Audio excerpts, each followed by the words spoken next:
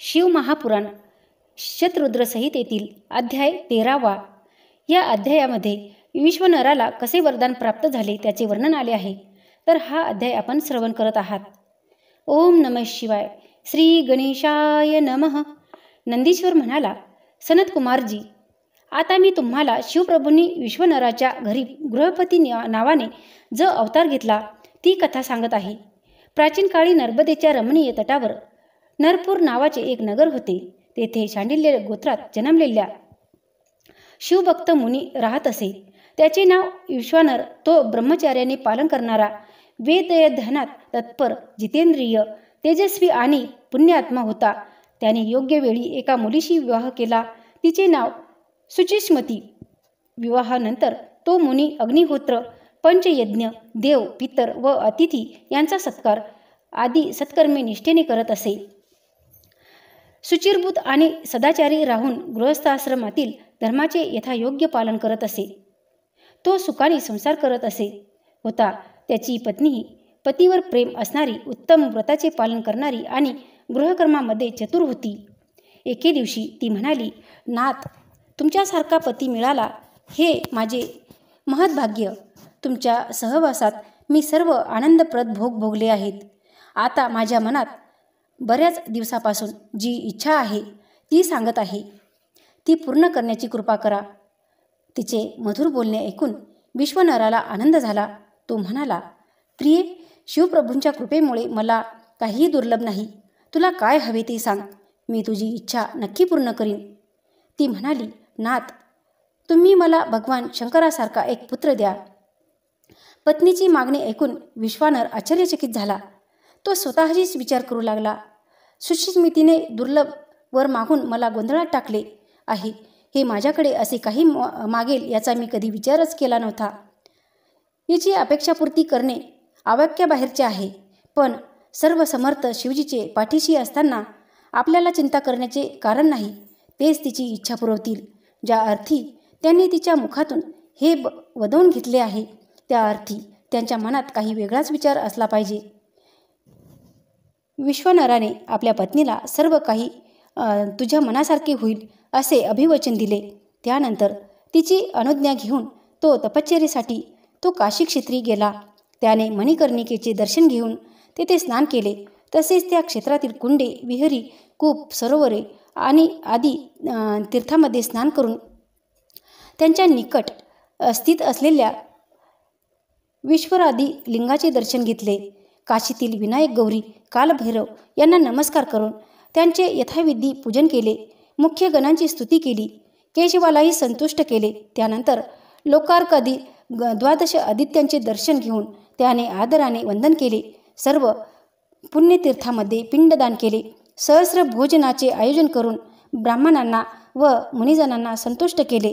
मग त्याने विद्वानांशी विचार विमर्श करून कोणत्या लिंगाची आराधना केल्यावर आपली अपेक्षित इच्छा पूर्ण होईल अशी विचारणा केली. ते म्हणाले, ब्राह्मण, तुम्हाला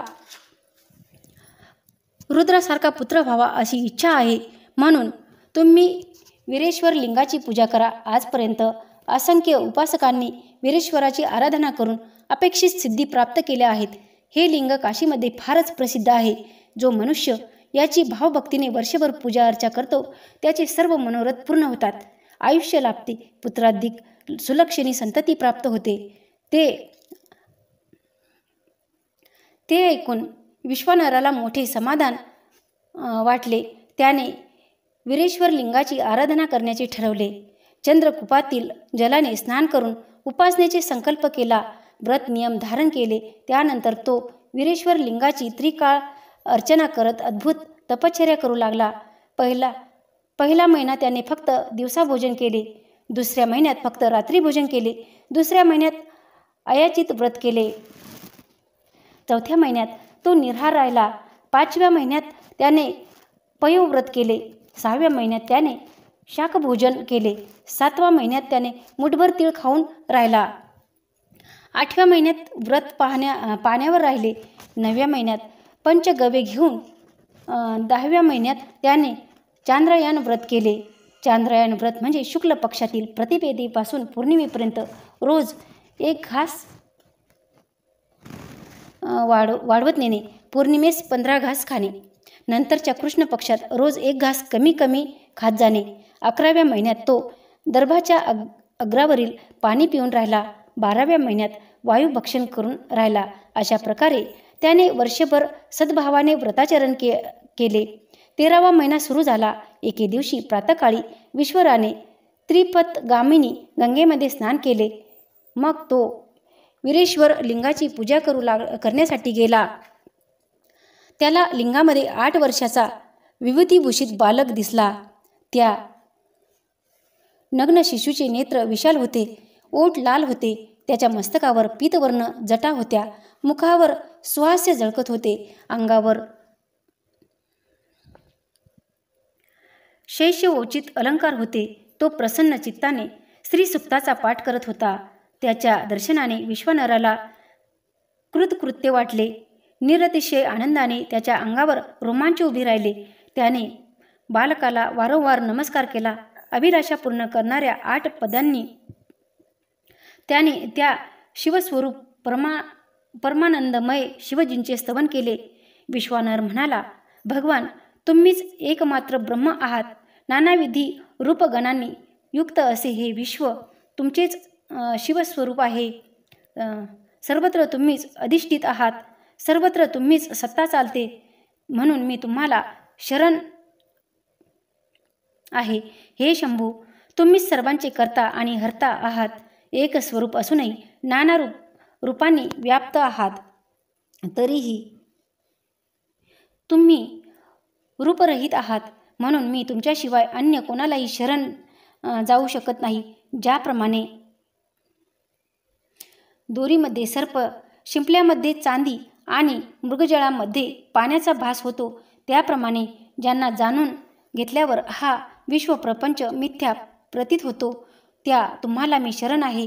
हे प्रभू, जलामध्ये शीतलता असते, त्याचप्रमाणे सर्वत्र व्याप्त व अधिष्ठित अशा तुम्हाला मी शरण आहे.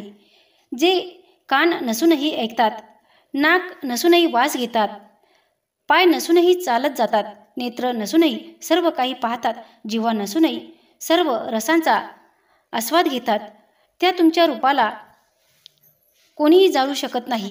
म्हणून मी तुम्हाला शरण आहे. हे ईश्वर, वेद, अखिल विश्वाचे विधाता ब्रह्माजी, श्रीहरी, इंद्रादी देव व महायोगीही ज्यांचे रहस्य जाणू शकले नाहीत, त्या तुम्हाला फक्त तुमचे भक्तच जाणू शकतात. म्हणून मी तुम्हाला शरण आहे. हे ईश, तुम्हाला गोत्र नाही, शरीर नाही, जन्म नाही, नाम नाही, रूप नाही, शील नाही व देशही नाही. तरीही तुम्ही त्रिलोक्याचे अधीश्वर व सर्वांच्या अभिष्ट कामना पूर्ण करणारे आहात. म्हणून मी तुमचे भजन करतो. हे स्मरारे, तुम्ही सर्वस्वरूप आहात. विश्वप्रपंचच तुमच्यामधूनच प्रकट झाला आहे. तुमचे गौरीचे प्राणनाथ, दिगंबर आणि परमशांत आहात.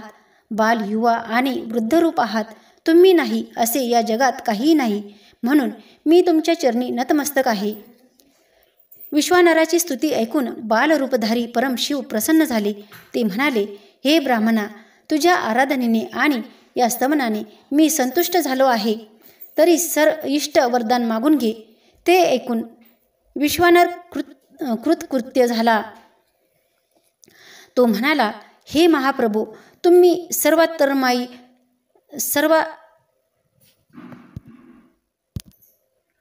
तुम्ही सर्वांतर्यामी, सर्व ऐश्वर्याने संपन्न आणि भक्तांच्या कामना पुरवणारे आहात. तुम्ही सर्वज्ञ आहात. माझे मनोगत जाणता. तरीही मला दीनपणे याचना करावयास का सांगता? माझी तुम्हाला एवढीच विनंती आहे की माझ्या बाबतीतील तुम्हाला जे योग्य वाटते तेच करा. तेव्हा पवित्र व्रताचरणात तत्पर असणाऱ्या विश्वनराचे बोलणे ऐकून बालरूपातील सनातन ईश्वर म्हणाले, हे विप्रश्रेष्ठ, सुचिष्मताच्या पोटी माझ्यासारख्या पुत्र व्हावा ही तुझी मनीषा निसंशय पूर्ण होईल. तिच्या ठाई जन्म घेऊन मी तुम्हा दोघांना सुखी करणार आहे. मी गृहपती या नावाने प्रसिद्ध होईल, देवांना प्रिय होईल. तू केलेल्या या अभिलाष्टक स्तोत्राचे जो कोणी वर्षभर त्रिकाळ पठण करील त्याचे सर्व मनोरथ पूर्ण होतील. या अभिष्टकांच्या पठणाप्रभावाने उपासकाला पुत्र पौत्र धन सुख शांती स्वर्ग आणि मोक्ष यांचा लाभ करून या पवित्र स्तोत्राचा वर्षभर पाठ करील त्याला उत्तम आणि सद्गुणी पुत्र होईल. हे अभिलाष्टक स्तोत्र वंद्या स्त्रीलाही संतती देणारे आहे. हे प्रयत्नपूर्वक जपून ठेव. योग्य व्यक्तीलाच याचा उपदेश कर. तुझे कल्याण होईल. विश्वानाराला वरदान देऊन बालकरूपधारी शंभू अंतर्धान पावले. ब्राह्मणही प्रसन्न होऊन आपल्या घरी परतला. शिवपुराणातील शतरुद्र संहिता यामधील अध्याय 13वा समाप्त झाला आहे.